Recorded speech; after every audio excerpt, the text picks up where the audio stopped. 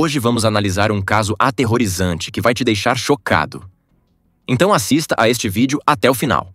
Um morador de Cedar Lake, uma pequena cidade em Indiana, saiu para o que ele pensava ser uma busca rotineira por sucata.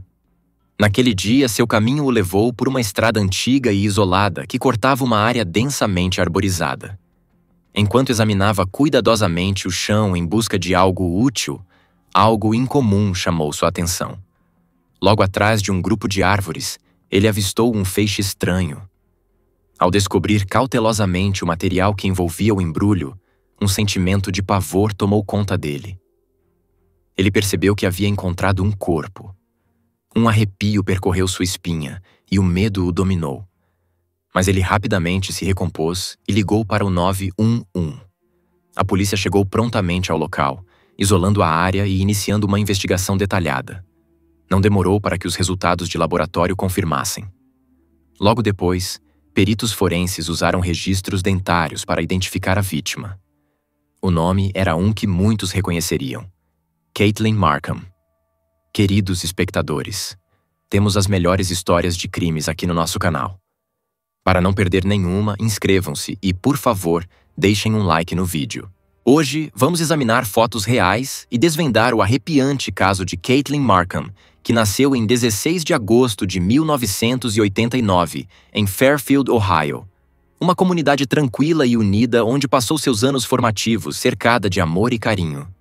Ela cresceu em um lar cheio de risadas e apoio, cuidada por seus pais dedicados e compartilhando um vínculo especial com sua irmã mais nova. Desde cedo, ficava claro que Caitlin possuía uma personalidade magnética, uma que naturalmente atraía as pessoas ao seu redor. Mesmo quando criança, ela demonstrava uma habilidade impressionante de se conectar com os outros, especialmente com aqueles que eram tímidos ou hesitantes em fazer amigos. No parquinho, ela seria a primeira a se aproximar das crianças mais quietas, seu entusiasmo contagiante rapidamente dissolvendo suas hesitações, e em poucos minutos já as fazia rir e brincar como se conhecessem desde sempre. Além de sua capacidade de criar conexões, Caitlin tinha uma veia criativa profunda. Ela encontrava conforto e alegria em se expressar através de várias formas artísticas. Desenhar, pintar e cantar estavam entre seus passatempos favoritos. Seu talento artístico era evidente desde cedo, e à medida que crescia, tornou-se mais do que apenas um hobby. Tornou-se uma parte definidora de quem ela era. Sua paixão pela criatividade guiou suas escolhas acadêmicas, e depois de concluir o ensino médio, ela decidiu estudar design gráfico em uma universidade local. Foi uma escolha natural para alguém tão sintonizada com a expressão artística, e ela estava determinada a construir uma carreira em que pudesse unir seu talento às suas ambições. O verão de 2011 estava destinado a marcar um capítulo empolgante e transformador na vida de Caitlin. Ela estava na reta final de sua jornada universitária, se preparando para seu último conjunto de exames. Mas seu foco não estava apenas nos estudos. Ela também fazia planos para um futuro que ia além de Ohio. Ao lado de seu noivo, John, com quem mantinha um relacionamento comprometido havia 6 anos, ela se preparava para uma grande mudança de vida. Eles haviam decidido se mudar para o Colorado, idealizando um novo começo em uma cidade diferente, onde poderiam construir suas vidas juntos. O casal estava noivo havia 1 ano, e os planos de casamento já estavam tomando forma. A mudança seria o primeiro passo em direção ao sonho deles. Um futuro cheio de possibilidades, amor e novos começos. No entanto, a empolgação pelo que estava por vir tomou um rumo sombrio quando Caitlin desapareceu repentinamente, apenas dias antes de seu 22º aniversário. Na manhã de 14 de agosto, esperava-se que Caitlin comparecesse ao seu turno na loja de noivas onde trabalhava meio período. Mas, conforme as horas passaram, seus entes queridos começaram a notar algo incomum. Ela não respondia a chamadas nem a mensagens. Inicialmente, eles imaginaram que ela pudesse estar ocupada, envolvida com afazeres de última hora, ou passando tempo com algum amigo. Mas à medida que o dia avançava e as mensagens permaneciam sem resposta, a preocupação começou a crescer. Caitlin era conhecida por ser responsável e confiável. Nunca havia sido do tipo que faltava ao trabalho sem avisar alguém. Sua ausência era completamente fora de caráter. Quando sua família entrou em contato com a loja de noivas e descobriu que ela não havia comparecido ao turno, a preocupação transformou-se em medo. À medida que a noite se aproximava e ainda não havia notícias de Caitlyn, seu noivo, John, decidiu verificar como ela estava. Após terminar o trabalho, ele dirigiu até o apartamento dela, esperando encontrá-la lá e talvez aliviar sua crescente preocupação. Quando chegou, o carro de Caitlyn estava estacionado em seu lugar habitual, em frente ao pequeno conjunto de apartamentos. Mas algo parecia errado. A porta de seu apartamento estava destrancada. Quando John entrou, não encontrou sinais imediatos de problema. Nada parecia revirado, quebrado ou fora do lugar. No entanto, algo se destacava. Caitlyn não estava em lugar nenhum. A única presença viva no apartamento era seu cachorro, que parecia ansioso e sozinho. A situação era inquietante. Se Caitlyn tivesse saído voluntariamente, por que deixaria o cachorro para trás? E mais perturbador ainda, por que seus pertences pessoais, incluindo sua carteira, chaves e identidade, estavam dentro do apartamento? Se ela tivesse saído por conta própria, precisaria de ao menos alguns desses itens essenciais. A apreensão de John rapidamente se transformou em alarme total. Sabendo que algo não estava certo, ele decidiu ligar para a polícia e relatar o desaparecimento de Caitlyn. Ele explicou ao atendente que havia falado com sua noiva pela última vez na noite anterior e que seu súbito desaparecimento era completamente incomum para ela. Logo, os policiais chegaram ao apartamento de Caitlyn para avaliar a situação.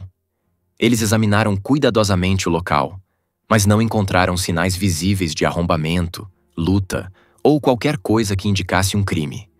Ainda assim, a presença de seus pertences pessoais no interior do apartamento e o fato de ela não ter feito contato com ninguém durante todo o dia levantaram sinais de alerta imediatos. A polícia reconheceu que aquilo não era apenas um caso de alguém que saiu para um rápido compromisso e esqueceu de avisar. Algo estava seriamente errado. À medida que a investigação avançava, mais detalhes vieram à tona. John relatou a última vez que tinha visto Caitlyn. Na noite anterior, eles haviam passado um tempo juntos no apartamento dela, junto com um amigo em comum. Depois que o amigo foi embora, Caitlyn optou por ficar em casa naquela noite, enquanto John decidiu ir a uma festa com alguns outros amigos. Algumas horas depois, John voltou para sua casa, onde morava com a mãe. Ele e Caitlyn trocaram algumas mensagens de texto, como sempre faziam, mas em determinado momento, durante a noite, as respostas dela pararam repentinamente. Na manhã seguinte, quando ela ainda não havia respondido ao seu habitual "bom dia", ele começou a ficar preocupado. Os investigadores entraram em contato com os amigos e familiares de Caitlyn, na esperança de descobrir alguma pista sobre seu paradeiro. Todos que a conheciam insistiam que ela jamais desapareceria sem deixar vestígios. Ela estava focada em seus exames finais e ansiosa para comemorar seu aniversário dali a poucos dias. A ideia de que ela simplesmente tivesse abandonado tudo parecia impossível para aqueles mais próximos a ela.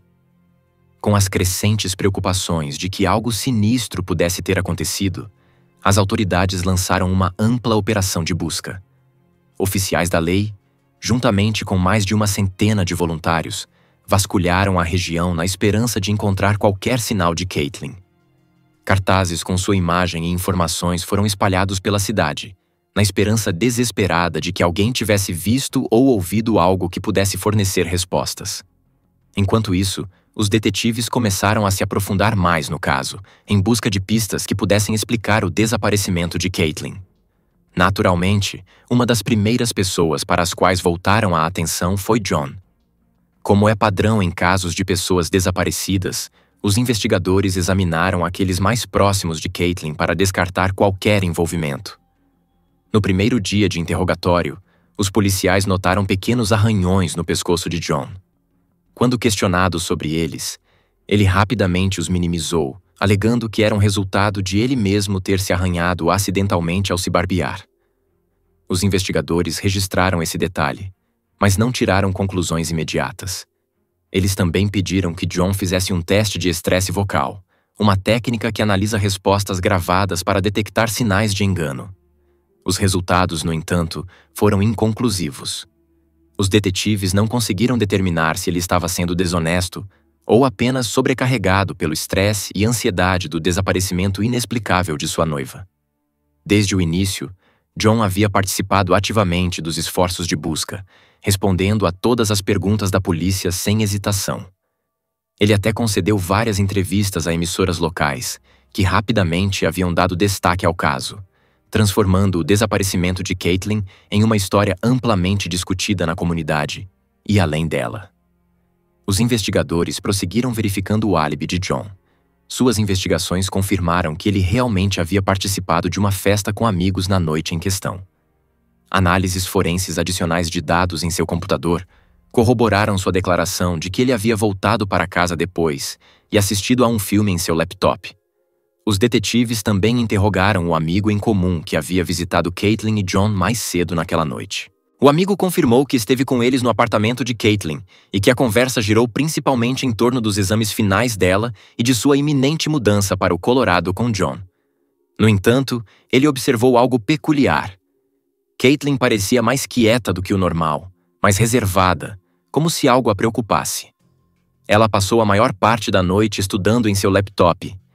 Embora ele inicialmente tivesse presumido que ela estava apenas estressada com as provas, em retrospecto, não conseguia deixar de se perguntar se algo mais a estava incomodando naquela noite. Com o álibi de John parecendo sólido, os detetives começaram a direcionar seu foco para outras possíveis pistas. Eles obtiveram um mandado para rastrear a atividade do telefone de Caitlin, o que revelou um detalhe crucial. Seu celular havia sido desligado exatamente às 12h06 daquela noite. A partir daquele momento, não houve mais nenhuma atividade. No entanto, os registros também mostraram que ela havia enviado a John uma foto apenas meia hora antes, um detalhe que estava de acordo com o relato dele sobre sua última conversa. Apesar de todos os esforços, a investigação não revelou nenhuma pista adicional, e o mistério em torno do paradeiro de Caitlin só se aprofundou. À medida que a preocupação aumentava, os esforços de busca se intensificaram. Mais voluntários se juntaram, ansiosos para ajudar, enquanto veículos de mídia nacionais começaram a divulgar a história, trazendo ainda mais atenção para o caso. Equipes de busca vasculharam metodicamente florestas densas, drenaram corpos d'água e investigaram prédios abandonados. As autoridades ampliaram o raio de buscas, cobrindo quilômetros de terreno na esperança desesperada de encontrar qualquer sinal de Caitlin. Mas os dias se transformaram em semanas, e ainda assim não havia nada. Nenhuma pegada, nenhuma peça de roupa, nenhum testemunho ocular que pudesse situá-la em algum lugar. Era como se ela tivesse desaparecido no ar. John continuou a desempenhar um papel ativo nas buscas, mas com o tempo, a percepção pública começou a mudar. Rumores em uma cidade pequena se espalharam como fogo e sussurros de suspeita começaram a cercá-lo. Alguns acreditavam que sua participação nos esforços de busca era uma encenação, uma tentativa de encobrir seus rastros.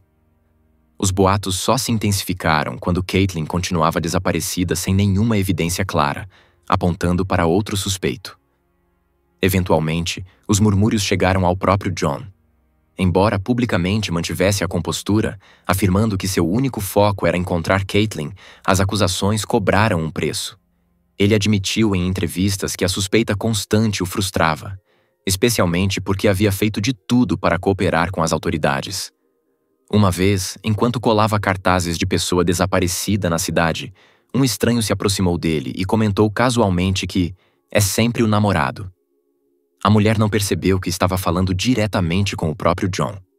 Apesar dos rumores crescentes, os investigadores deixaram claro que não havia nenhuma evidência concreta ligando John ao desaparecimento de Caitlin.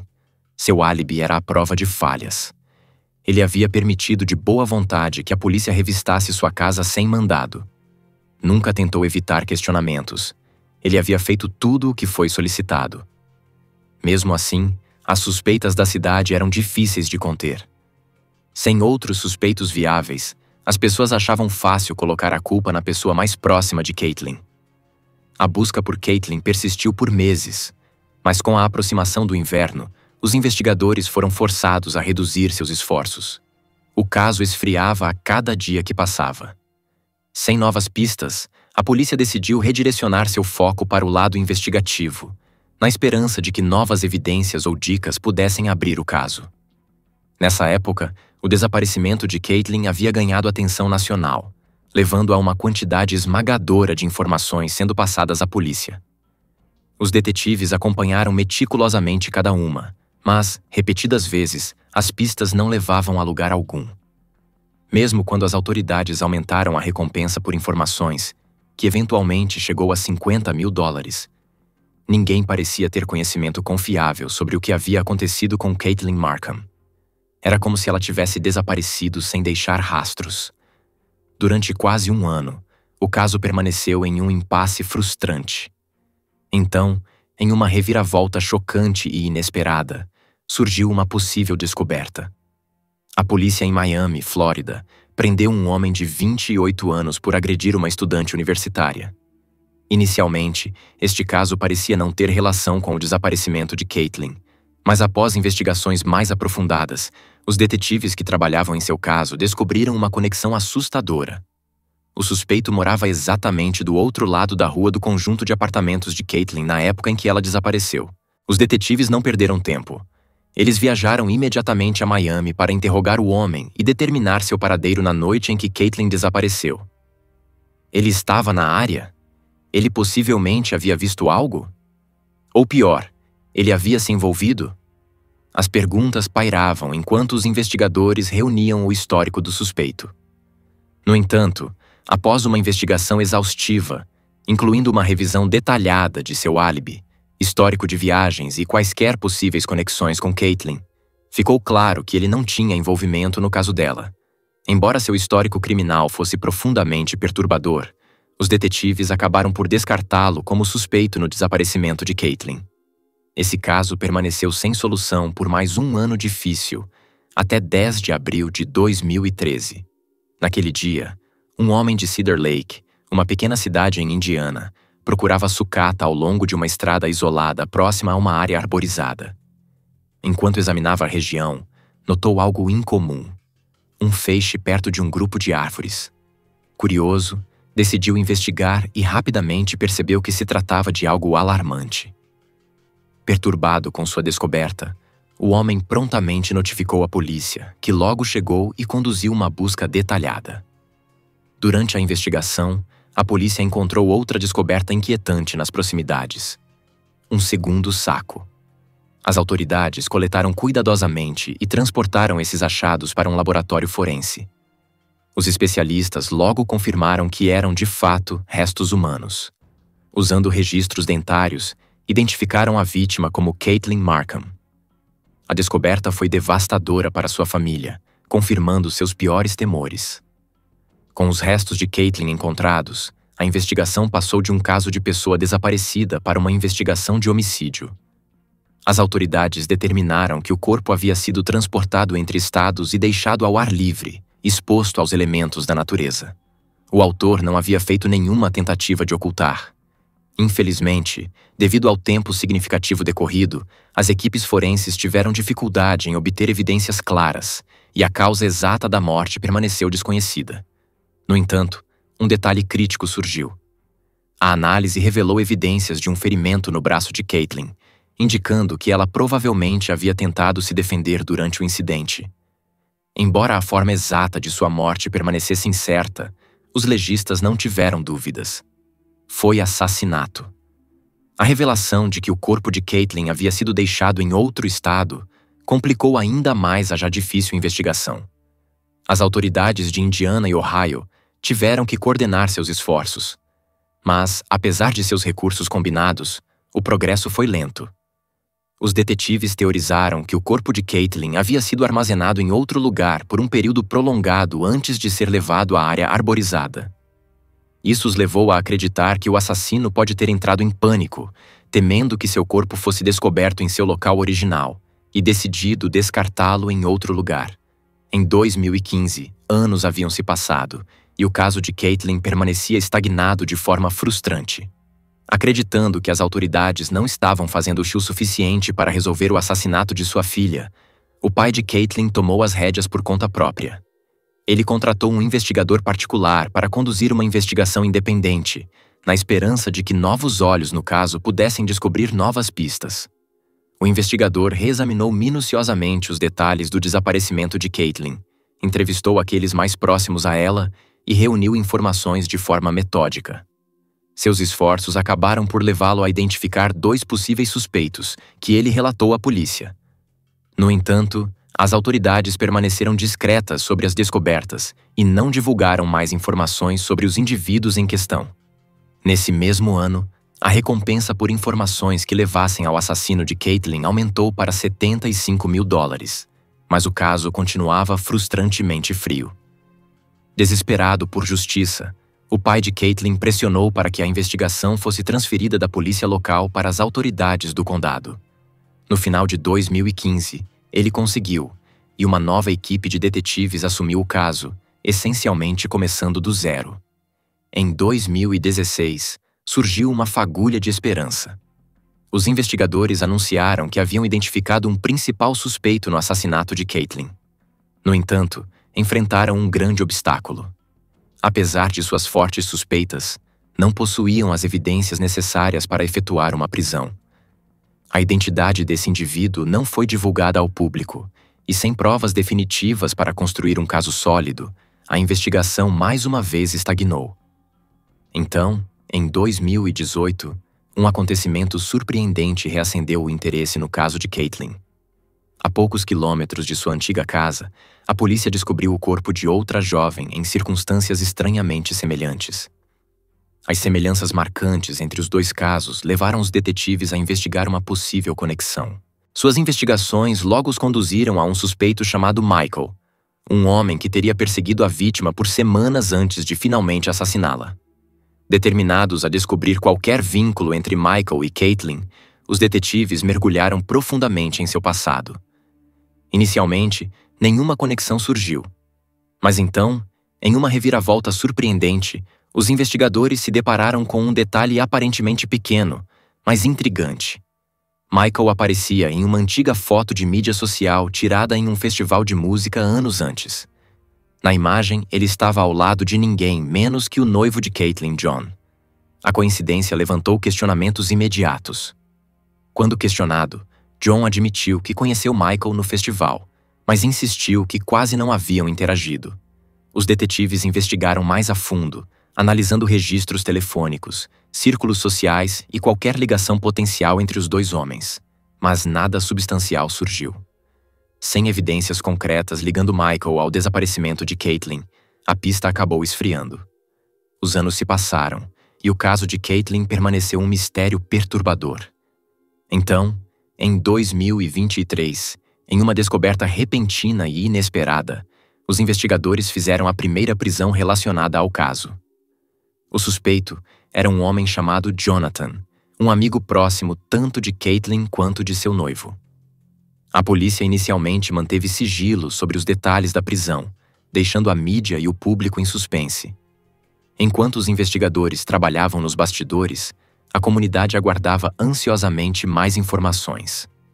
Quando o caso foi transferido para a polícia do condado, a nova equipe de detetives adotou uma abordagem renovada, reexaminando meticulosamente todas as provas existentes. Quase imediatamente, eles acharam o comportamento de John profundamente suspeito. Particularmente sua ligação para o 911 relatando o desaparecimento de Caitlin. Os investigadores notaram que suas palavras soavam artificiais, quase como se ele estivesse lendo um roteiro. Seu tom carecia de angústia genuína, e suas declarações pareciam excessivamente calculadas. A mesma impressão inquietante surgiu quando revisaram sua conversa inicial com o policial de patrulha que atendeu a chamada. Algo na postura de John simplesmente não parecia certo. Determinados a não deixar nenhuma pedra sem virar, os detetives revisitaram gravações de entrevistas realizadas com amigos em comum de Caitlin e John. Muitos desses amigos haviam compartilhado observações preocupantes em 2011, mas por alguma razão, esses sinais de alerta não haviam sido seguidos de forma incisiva pelos investigadores originais. De acordo com vários relatos, nos meses que antecederam seu desaparecimento, Caitlin havia confidenciado a amigos que tinha sérios problemas em seu relacionamento com John. Ela havia considerado terminar com ele, expressando preocupações sobre seu comportamento, que se tornara cada vez mais instável. Seu comportamento obsessivo havia se intensificado. Ele se tornara possessivo. Um dos aspectos mais intrigantes, mas negligenciados do caso, veio de depoimentos que constavam nos registros policiais desde 2011. 2 pessoas, saindo às escondidas para ir a uma festa por volta das 2 horas da manhã da noite em que Caitlin desapareceu, relataram algo incomum perto da casa da mãe de John. Elas viram 2 veículos chegarem com os faróis apagados.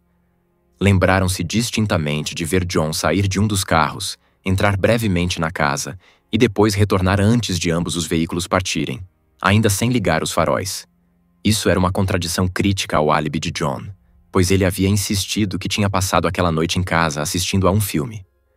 Mais tarde, os investigadores descobriram que o chamado álibi de John havia sido construído com base nas abas abertas em seu navegador de laptop, que apenas indicavam que o filme havia sido pesquisado, não necessariamente assistido.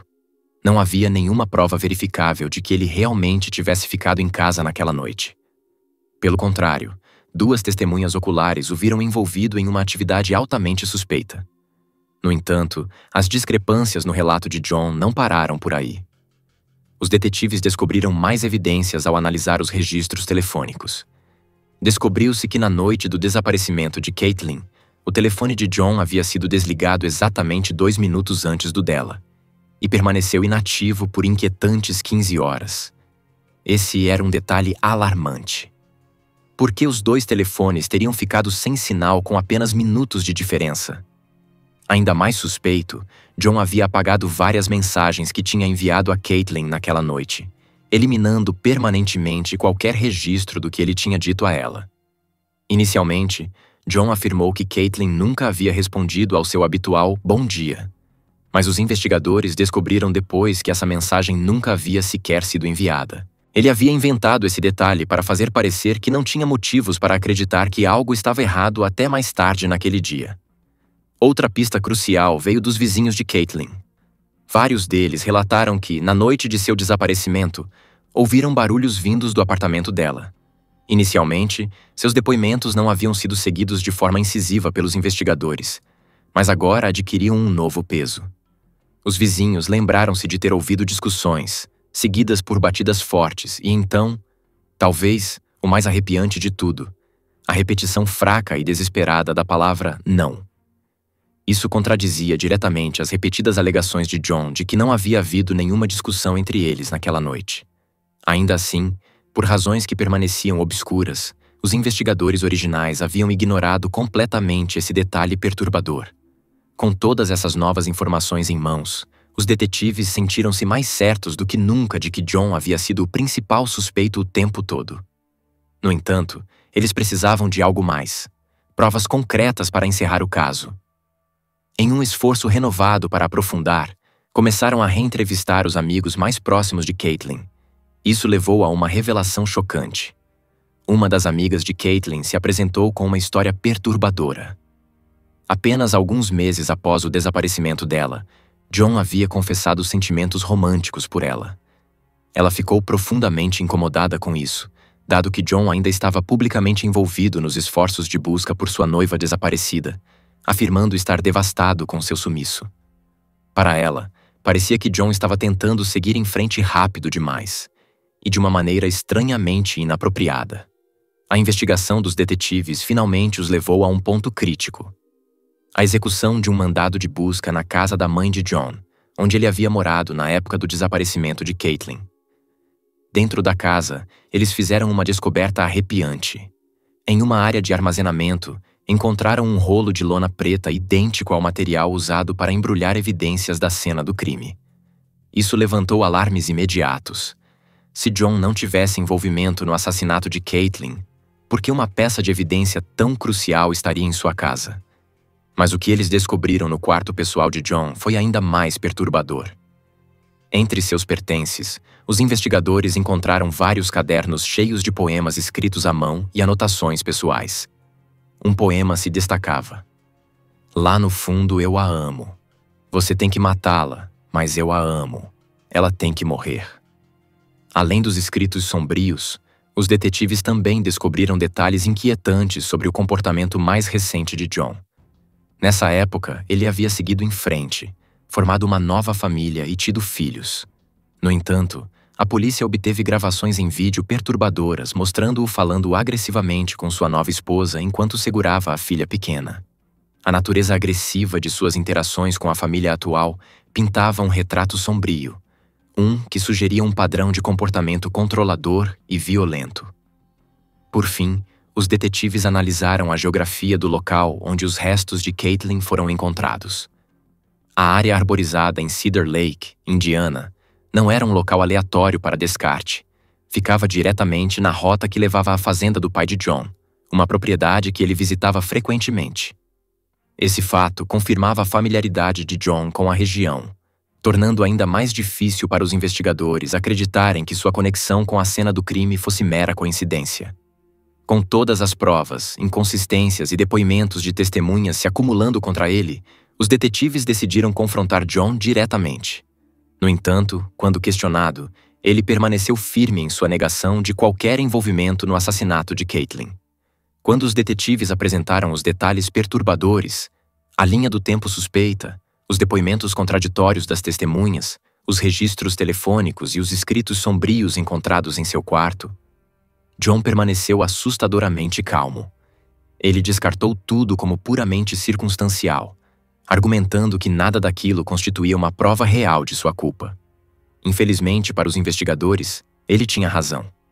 Apesar da crescente convicção de que John era o responsável pela morte de Caitlin, eles entendiam que seu caso era frágil do ponto de vista legal. Sem provas forenses que o ligassem diretamente ao crime, sem uma confissão ou sequer uma testemunha ocular confiável, garantir uma condenação seria quase impossível. No entanto, eles tinham uma forma de prendê-lo por uma acusação menor: fornecer declarações falsas. Testemunhas haviam colocado John fora de sua casa às 2 da manhã, na noite do desaparecimento de Caitlin, contradizendo diretamente suas alegações de que estava em casa assistindo a um filme.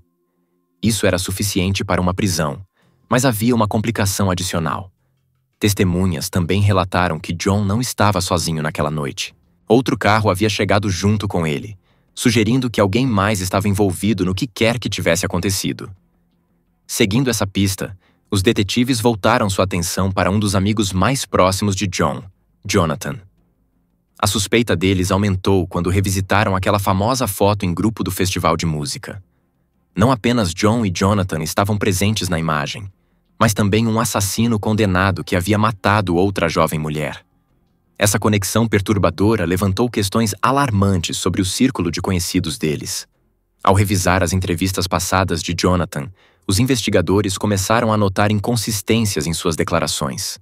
Com suas suspeitas crescendo, decidiram prendê-lo por fornecer declarações falsas, embora tenham permanecido em silêncio sobre os motivos específicos de sua prisão na época.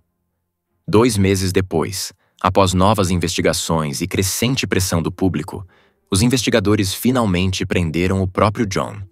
Mas apesar desse grande avanço, o caso ainda carecia das provas sólidas e irrefutáveis necessárias para uma condenação. Os detetives pareciam manter a esperança de que Jonathan pudesse ceder sob pressão e fornecer uma confissão que selaria o destino de John. Eles acreditavam fortemente que John não havia agido sozinho e que alguém, possivelmente Jonathan, o havia ajudado a se desfazer do corpo de Caitlin. Mas nenhum dos dois cedeu durante o interrogatório. Ambos mantiveram sua inocência, recusando-se a fornecer aos investigadores as peças que faltavam e que eles tanto precisavam. Apesar da gravidade das acusações, John conseguiu pagar uma fiança impressionante de $1 milhão, garantindo sua liberdade até o julgamento. Com sua liberdade recuperada, os investigadores se viram diante de uma realidade alarmante. Sem um caso mais forte, John poderia ficar livre permanentemente. As provas contra ele eram circunstanciais, e um julgamento com júri provavelmente resultaria em absolvição. Reconhecendo essa dura verdade, a promotoria tomou uma medida não ortodoxa e controversa.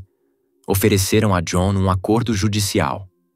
Em um último esforço para garantir algum tipo de justiça, os promotores concordaram em reduzir a acusação para homicídio em 3º grau em troca de uma confissão de culpa. Essa decisão foi recebida com choque e indignação, mas legalmente era a melhor chance de garantir que John enfrentasse qualquer consequência. Em junho de 2024, John compareceu ao tribunal e declarou-se formalmente culpado. Ele assumiu a responsabilidade pela morte dela, mas não forneceu nenhuma explicação sobre os acontecimentos daquela noite. O golpe final veio quando o juiz, limitado pelas leis que regem o homicídio em terceiro grau em Ohio, sentenciou John à pena máxima disponível, apenas 3 anos de prisão.